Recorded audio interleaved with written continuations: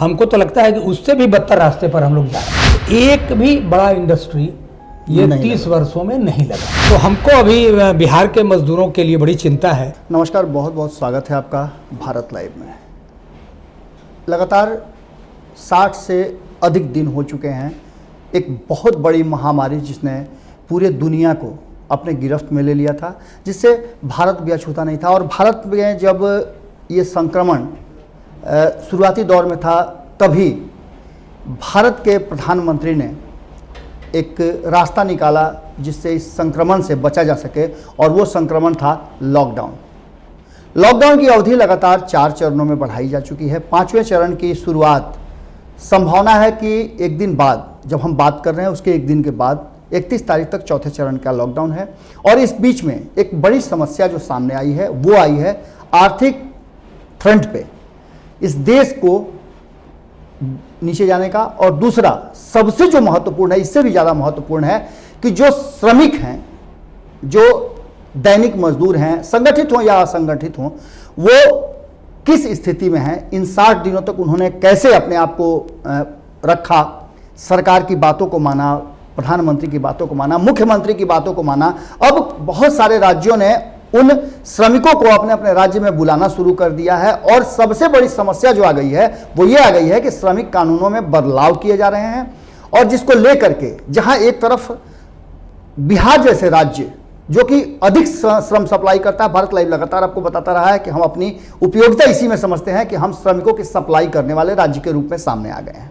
इन सब बातों और विषयों पर चर्चा करने के लिए, चूंकि ये एक बड़ा विषय है और इस विषय से एक बहुत बड़ा वर्ग जो इस देश के समृद्धि में अपनी बहुत मजबूत भागीदारी रखता है, उसकी चिंताएं करते हुए श्रमिक संगठनों की क्या स्थिति है, श्रमिक संगठन के नेता क्या सोचते हैं, इन्हीं सब विषयों पर चर्चा करने के लिए लगातार हम आप बात कर रहे हैं चंद्र प्रकाश जी से। चंद्र प्रकाश जी किसी परिचय के मोहताज नहीं हैं। इन्होंने एक बड़ा अपने जीवन का हिस्सा श्रमिकों के बेहतर जीवन के लिए दिया है।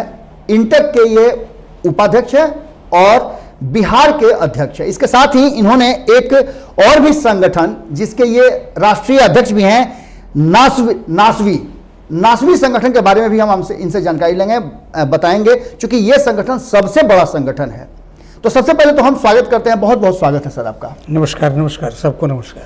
सर, जो देश में स्थिति चल रही है और खास करके हम बिहार की बात करने बैठे हैं, देश की स्थिति जो है किसी से छुपा नहीं है, लेकिन इन सब में चूंकि बिहार के आप अध्यक्ष भी हैं और बिहार के श्रम साध्य को साधने में और उसे बेहतर बनाने में आपने बहुत बड़ा समय अपना दिया है, योगदान दिया है, अपने जीवन का एक हिस्सा उसमें समर्पित किया है।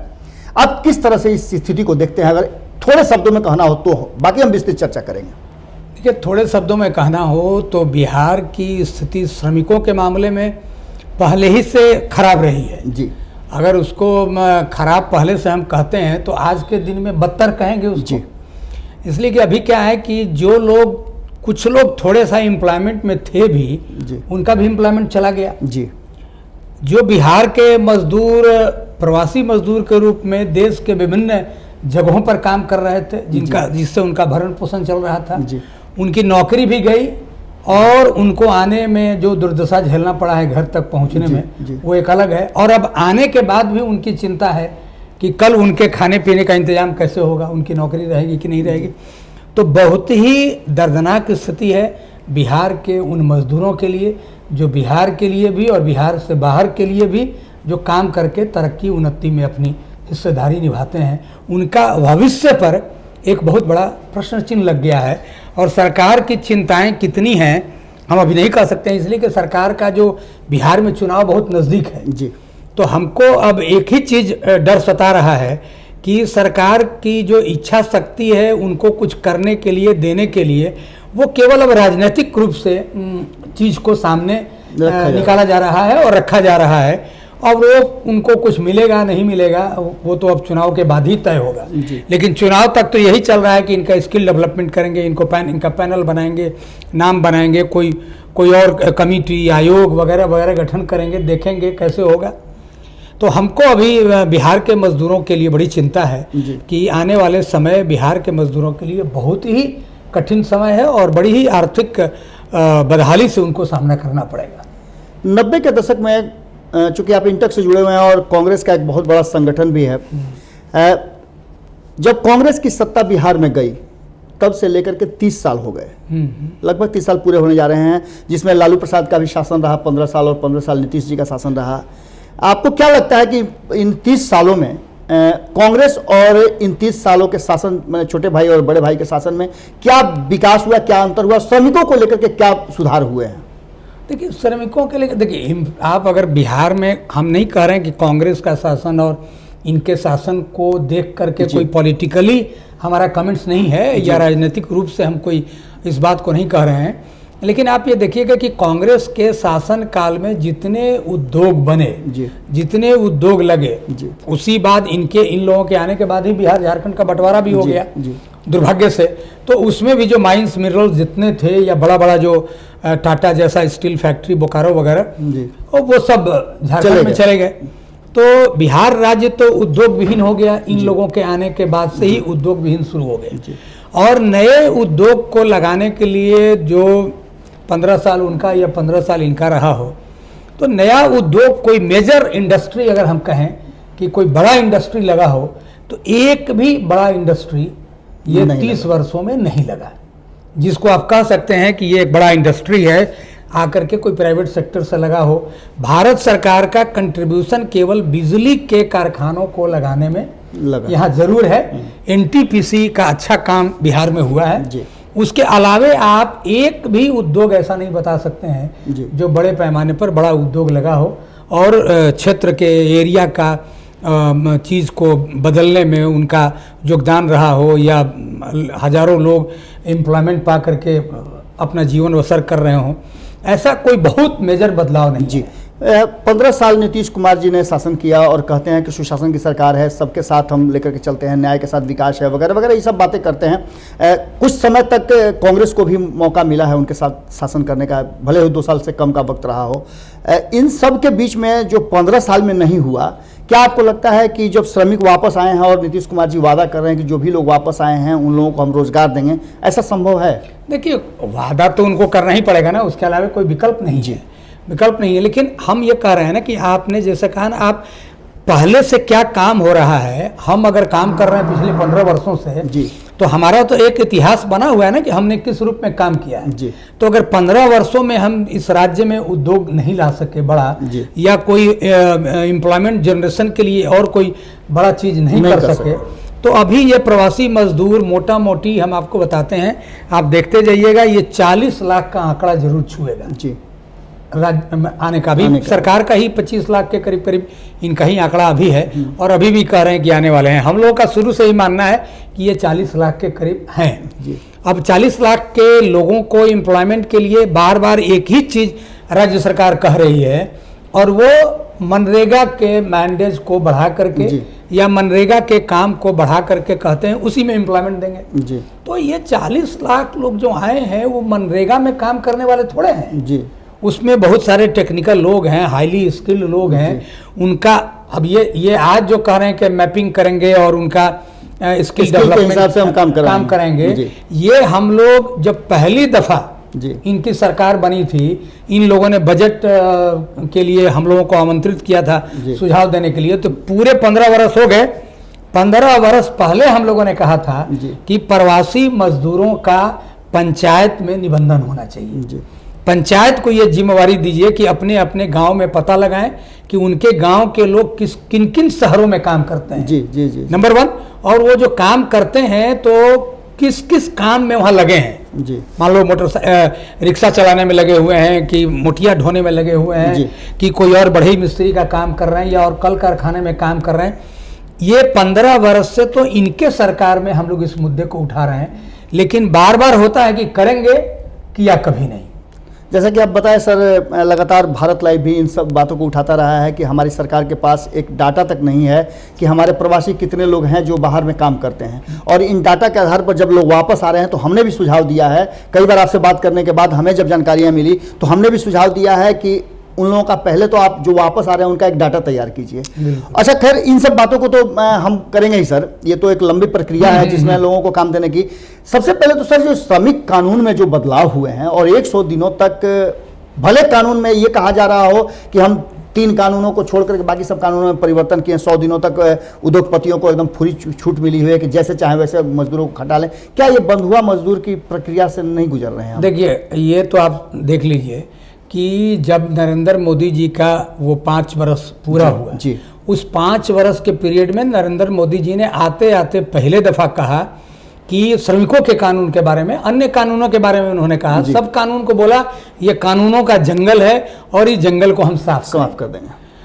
उसमें इन्होंने उन कानूनों को भी शामिल कर दिया जो कानून इस देश के गरीब मजदूरों के हितों के लिए बनाए गए थे और उन्हीं कानूनों के बल पर मजदूरों को ये सुविधा आज तक मिली थी। कुछ 44 कानून हैं जी। अब 44 कानून को इन्होंने 4 कोड में बदलने का निर्णय लिया जी। 4 कोड का मतलब हो गया 44 को 4 में डिवाइड करके उसको अपना करेंगे। किसी में 13 कानून है, किसी में 16 कानून है, किसी में 3 कानून है। तो इस तरह से मिला के 4 कोड बनाने की प्रक्रिया को इन्होंने तेज किया और 1 कोड इन्होंने पारित किया। ये नया जब इनका 5 वर्ष के बाद टर्म हुआ, 5 वर्ष तो इसको उलझा करके लोगों को रखे कि भाई कोड बनाएंगे, कोड में क्या बनाएंगे ये डिस्कशन करके हम लोगों का जितना डिस्कशन में हम लोगों ने मशवरा करके जो दिया, एक को इन्होंने नहीं माना।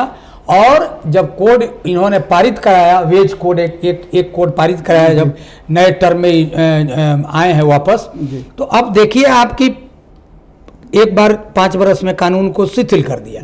माने कोड बनाएंगे कहते कहते सर्कुलर निकाल दिया एडमिनिस्ट्रेटिव ऑर्डर। ये पहली दफा देश में हुआ है कि कानून को रोकने के लिए प्रशासनिक आदेश निकल गया कि साहब कोई विजिट नहीं करेगा, कहीं जांच नहीं करेगा, कानून का इम्प्लीमेंटेशन को शिथिल कर दिया। एक ये हो गया।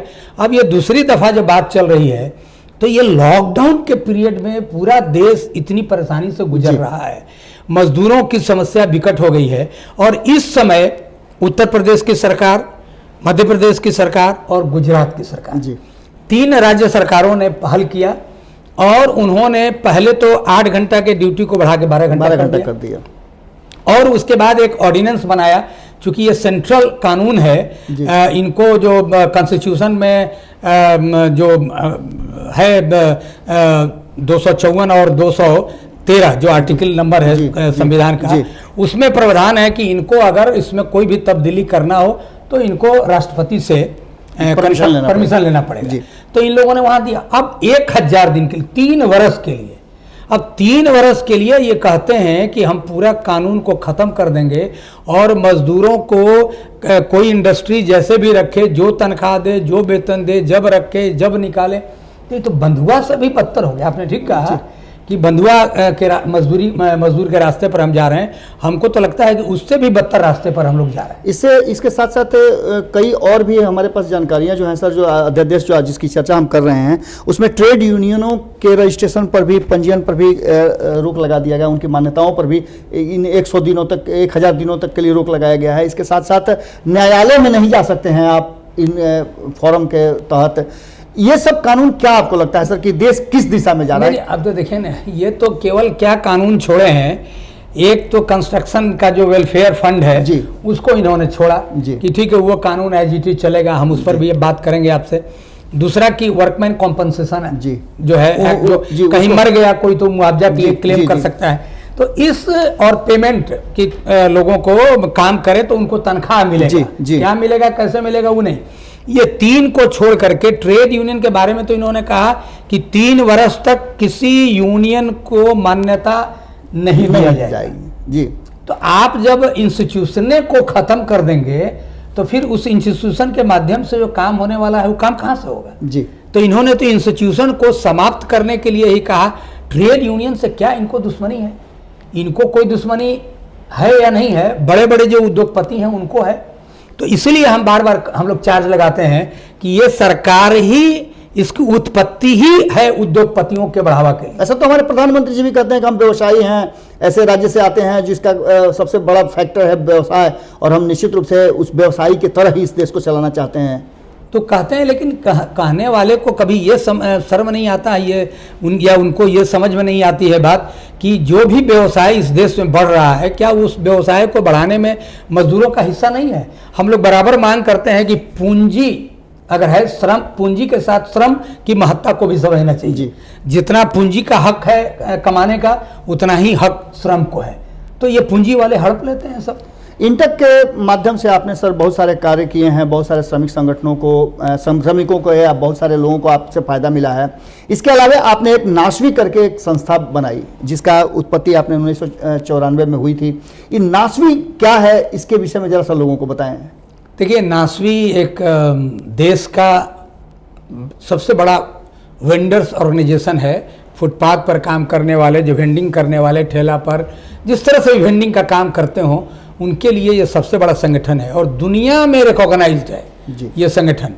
इस संगठन के हमारे जो नेशनल कोऑर्डिनेटर हैं अरविंद सिंह, वो दिन रात इसमें लगे रहते हैं और वो इस काम को ज़्यादा संभालते हैं। हम भी इसके राष्ट्रीय अध्यक्ष हैं और पूरे देश में हम लोगों का वेंडर्स के ऊपर इस नासवी संगठन काम कर रहा है। और हम आपको बताते हैं कि इस संगठन की सबसे बड़ी उपलब्धि 2 है। एक उपलब्धि है कि पूरे देश के वेंडर्स को अवेयर कराना, जागरूक करना और उनको एकजुट करना। और दूसरा सबसे महत्वपूर्ण जो अचीवमेंट है, वो अचीवमेंट है कि पार्लियामेंट में नासवी ने स्वयं पहल करके, स्वयं लड़ करके, ये बात सही है कि उस समय सोनिया गांधी जी ने, राहुल गांधी जी ने बल्कि ज़्यादा सहयोग किया हम लोगों को। यूपीए की सरकार थी। तो 2014 में फरवरी में वेंडर्स लोगों के लिए जो कानून बना कि वो किस तरह से व्यवसाय चलाएंगे और उनके व्यवसाय के कैसे बचाया जाएगा।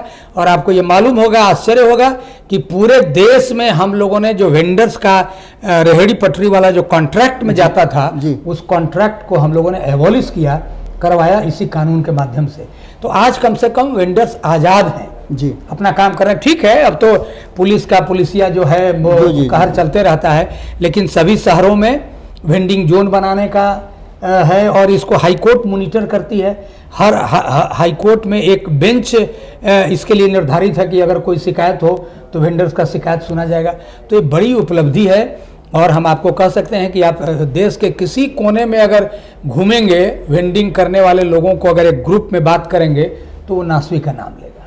सर, कोरोना संक्रमण के दौरान आपने देखा होगा कि किस तरह से लोग, खास करके जो दैनिक मजदूर थे, जो श्रमिक थे, जो फैक्ट्रियों में काम करते थे, संगठित हो या असंगठित हो, वो एक अलग मुद्दा हो सकता है। इन लोगों की समस्या सबसे ज़्यादा है और इन लोगों पर सोच न रखते हुए 20 लाख करोड़ का जो पैकेज दिया गया है, उस पैकेज में अधिकतर उद्योगपतियों को या अलग अलग सेक्टर्स को उद्योगपतियों के तरफ देने के लिए बात कही गई है, कर्ज देने की बात कही गई है। इसको आप किस रूप में देख रहे हैं? ये हम तो देखते हैं, अब तो 20 लाख को भी 20 लाख करोड़ से भी 20,97,000 करोड़ बता रहे हैं जी।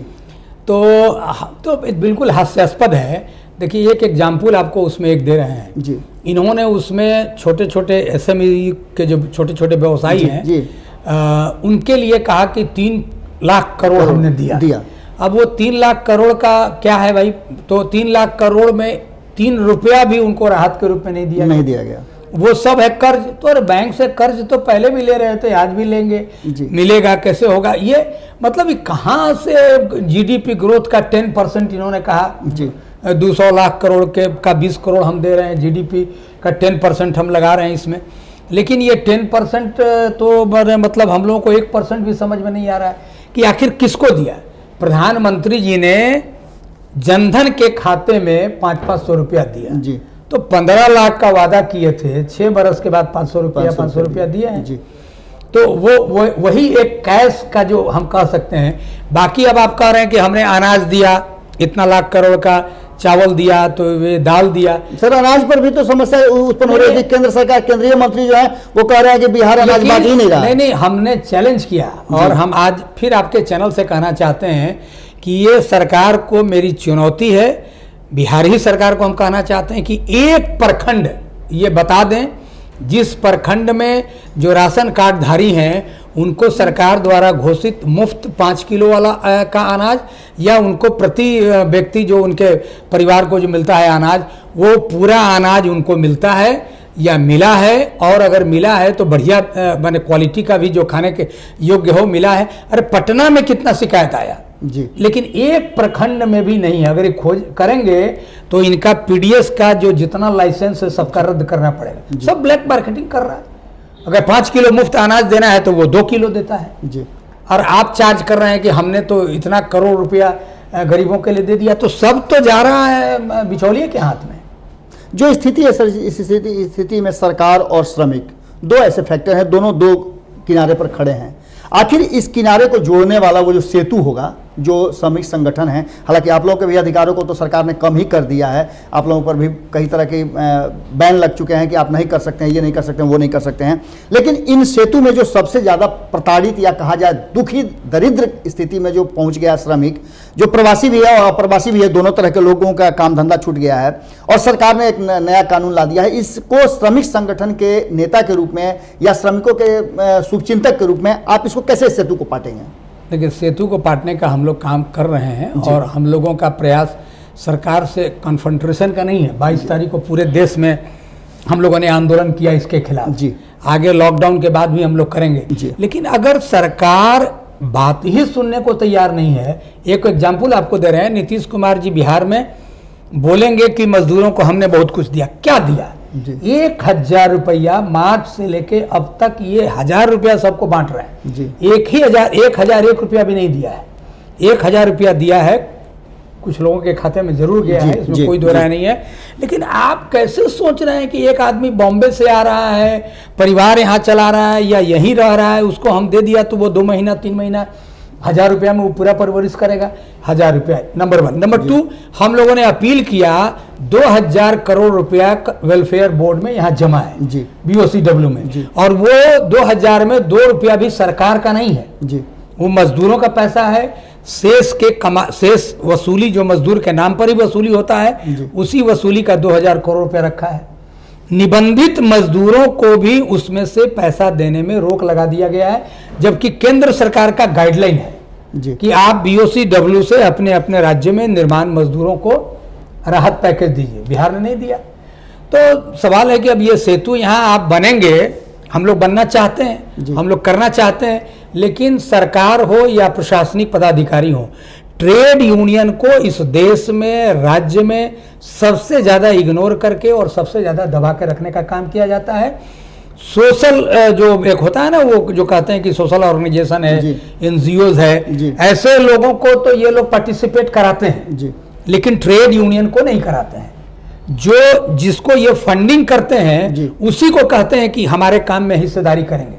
ट्रेड यूनियन को सरकार फंडिंग नहीं करती है और ट्रेड यूनियन सरकार से कोई फंड लेकर के काम नहीं करता है, वो मजदूरों से फंड एकत्रित करके काम करता है जी।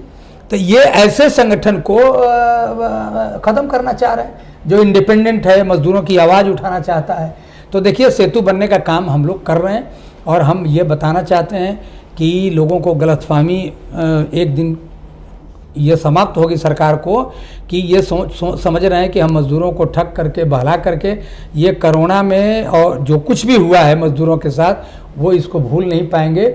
इतनी दर्दनाक कथा है कि देखने पर हर इंसान के आंख से आंसू छलक जाए। ऐसे दर्द भरी कहानियां आ रही हैं, लोग रेलवे पटरी से लेकर सब जगह कट रहे हैं, मर रहे हैं। ट्रेन, अब तो हद हो गया, जब ट्रेन में सफ़र कर रहे हैं और भोजन और पानी के बिना उनकी जान चली जा रही है। इससे ज़्यादा दुर्भाग्य और क्या होगा इस देश में। तो सरकार अगर समझती है कि ट्रेड यूनियन के लोग इसमें कोई बाधा उत्पन्न कर रहे हैं तो बाधा नहीं उत्पन्न कर रहे हैं। हम लोग सरकार से मिल के चाहते हैं कि श्रमिकों की समस्याओं का समाधान हो और बिहार में खास करके नीतीश जी एम्प्लॉयमेंट कैसे जनरेट करेंगे, इसमें अगर ट्रेड यूनियन का सहयोग लें तो हम लोग निश्चित रूप से हम लोग उनको कह सकते हैं कि एम्प्लॉयमेंट जनरेशन पर हम लोगों का सहयोग रहेगा। और हम लोग अगर कोई बात कर रहे हैं, सरकार उस पर अगर अमल करे ईमानदारी पूर्वक, तो प्रवासी मजदूरों को जाने से हम पूरा तो नहीं रोक सकते हैं। बिल्कुल, बिहार की समृद्धि में भी हाँ, लेकिन उनके बिहार के समृद्धि में उनका कैसे योगदान होगा, इस पर जरूर हम लोग सरकार के साथ हैं और उनको मदद कर सकते हैं। सर, अंतिम प्रश्न आपसे हम पूछना चाहते हैं। बहुत सारी बातें हो रही हैं, सरकार कह रही है कि हम करने के लिए तैयार हैं, आप लोग भी कह रहे हैं, श्रमिक जितने भी यूनियंस हैं वो कह रहे हैं कि हम कुछ करने के लिए तैयार हैं, सब कुछ करने के लिए तैयार हैं। इन सब के बीच में ये कोरोना संकट जो आया, इसमें अगर सबसे ज़्यादा, जो मेरी समझ है, छोटी समझ जो मेरी है, उसके अनुसार सबसे ज़्यादा अगर भार किसी पर दिया जा रहा है या सबसे ज़्यादा प्रताड़ित किसी को किया जा रहा है तो वो है मजदूर। चूँकि ये सारा भार मजदूरों पर ही, चूँकि श्रमिक कानून बदलने की जरूरत पड़ी तो मजदूरों के लिए ही बदला गया। अगर 12 घंटा काम कराना हो तो 8 घंटा का जब उन्हीं से कराया जा रहा है। अगर उन्हें 12 घंटे का वेतन 8 घंटे में दिया जा रहा हो, ये भी उन्हीं के साथ हो रहा है। अगर काम छूटा तो इनका छूटा।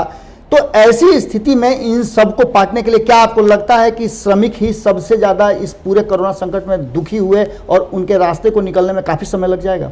एकदम बिल्कुल आपका कहना 100% सही है। हम जो आप बोल रहे हैं, हम लोग भी इसी बात को बोल रहे हैं कि इस कोरोना में, कोविड-19 में, लॉकडाउन में सबसे ज़्यादा प्रताड़ित अगर कोई हुआ है तो वो जो कमाने वाले मजदूर हैं, जो नौकरी पेशा वाले मजदूर हैं, प्राइवेट सेक्टर में जो काम करते हैं। नौकरी भी गई, वेज कट भी हुआ, ड्यूटी आवर्स भी बढ़ रहा है।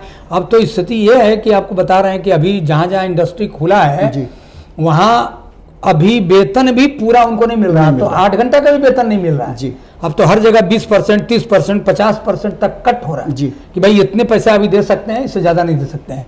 तो आपने ठीक कहा है, सबसे ज़्यादा दुखी प्रताड़ित जो देश के मजदूर हैं, जिनकी संख्या 40 करोड़ से ऊपर है, ऐसे ही लोग ज़्यादा प्रताड़ित हुए हैं। इनके ही परिवार के लोग ज़्यादा दुखी हैं और हमको लगता है कि सरकार को इस पर विचार करना चाहिए कि आगे उनका जीवन कैसे सुधरेगा। चूँकि काफ़ी अभी हमको लगता है कि 6 महीना साल भर उनको संभलने में लगेगा। सर, अंतिम प्रश्न के साथ हम इस सेशन को समाप्त करेंगे। अगर सरकार आपकी बात नहीं मानती है, श्रमिकों के लिए कोई रास्ता नहीं निकल पाता, तो श्रमिक नेता के रूप में, जो कि आप संवेदनशील भी हैं और आपने बहुत समय भी दिया है, जैसा कि हम बार बार कह रहे हैं, तो आप किस तरह से आंदोलन करेंगे और कैसे सरकार को मजबूर करेंगे इन लोगों को अधिकार, इनका हक हुकूक मिले? देखिए, आप तो ये पक्का जान लीजिए कि हम लोगों ने केंद्रीय श्रमिक संगठनों ने मिलकर डिसीजन लिया है जी, और ये लॉकडाउन का हम लोग पालन कर रहे हैं जी, सरकार का जो भी है। लेकिन सरकार ने जितना गाइडलाइन निकाला जी, उसका कोई पालन उद्योगपति लोग नहीं कर रहे हैं। हम लोग तो कर रहे हैं। हम लोगों को कहा कि बंद हो जाओ घर में, तो बंद हो गए जी। बॉम्बे में हो वहीं रह जाओ, तो वहीं रह गए जी। तो लेकिन उद्योगपति, इंडस्ट्री के लोग या प्रशासन के लोग, मजदूरों के मामले में कोई जो गाइडलाइन है उसका पालन नहीं हो रहा है। ये एक दुख की बात है। अब हम लोगों ने तय किया है, हम लोगों को उम्मीद है कि शायद कोई रिलैक्सेशन 1 जून से हो जी। तो हो, नहीं हो तो भी अगर यही स्थिति बरकरार रही जी, नंबर 1। नंबर 2 कि कानून के बदलाव के लिए राष्ट्रपति को हम लोगों ने हर कॉर्नर से मेमोरेंडम दिया है जी। हमारा जो ग्लोबल यूनियन है उसने भी दिया है जी, और हम लोगों ने भी अपना सेंट्रल यूनियन, इंटक वगैरह वगैरह जो है सबने दिया है जी। और राष्ट्रपति से हम लोगों ने मांग किया है कि आप इस ऑर्डिनेंस को खारिज कीजिए। जो अभी तक राष्ट्रपति महोदय ने उसको ओके नहीं किया है, न खारिज किया है, पेंडिंग है। लेकिन जिस दिन ये कानून को बनाने का अगर कोई डंका बज जाएगा कि ये कानून बन गया, उसी दिन देश का काम हम लोग ठप करेंगे जी। उसी दिन मजदूर इस कानून को चलने नहीं देगा और मजदूर इस कानून को बर्दाश्त नहीं करेगा। हो ही नहीं सकता है जी। कोई ये जोगी हो, मोदी हो, कोई इतना ताकतवर नहीं है जितना ताकत देश के मजदूरों के पास है। ये करके देख लें, हम इनसे फरिया लें। बिल्कुल। तो जैसा कि आपने देखा, ये थे चंद्र प्रकाश जी, श्रमिकों के लिए अपने जीवन का, जैसा कि हम लगातार बताते रहे हैं कि काफ़ी समय इन्होंने दिया है। श्रमिकों को लेकर के चिंताएं निश्चित रूप से सभी की हैं, सरकार की भी चिंताएं हैं। सरकार को हम ये नहीं कह रहे हैं कि सरकार की चिंताएं नहीं हैं, लेकिन सरकार की चिंता उद्योगपतियों को ज़्यादा है। जैसा कि श्रमिक संगठन और श्रमिकों का कहना है, बेरोजगार हुए हैं श्रमिक और उनकी स्थिति दयनीय है। सरकार को इस पर सोचना चाहिए। और बहुत सारे श्रमिक संगठन जो है इस बात का इंतजार कर रहे हैं कि प्रधानमंत्री जब अगली बार आते हैं लॉकडाउन 4 समाप्ति के समय, तो देश को और श्रमिकों को क्या देते हैं, कौन सा नया उनके पास ऐसा कानून है या फिर सुधार है या बात है जिसके चलते इन श्रमिकों को 2 वक्त की रोटी और उनका काम धंधा जो उनसे छूटा हुआ है वो मिल जाता है। अगर नहीं मिलता है तो इन्होंने स्पष्ट तौर पे कह दिया है कि सभी श्रमिक संगठन मिल करके सरकार का ईंट से ईंट बजा देंगे।